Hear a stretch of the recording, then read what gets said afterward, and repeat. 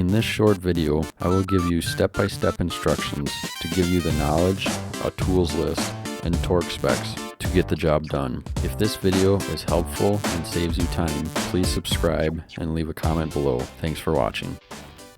In this video, I'm going to teach you how to program the garage door openers in a Chevy vehicle.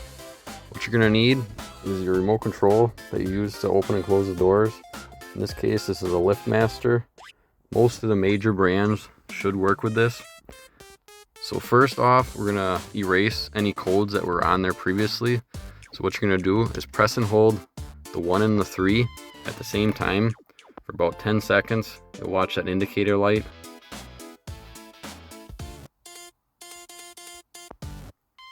You just keep pressing and holding them for about 10 seconds, it'll flash, then you release it.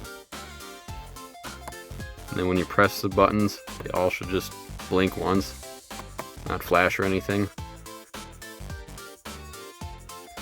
What you're gonna do is take your remote, whichever button is for the door that you want to program now.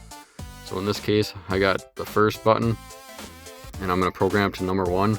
At the same time, I'm gonna press and hold both of these down until that light goes from a slow, steady flash to a fast flash. Then you release both the buttons at the same time, and then press and hold it until it flashes fast and stops.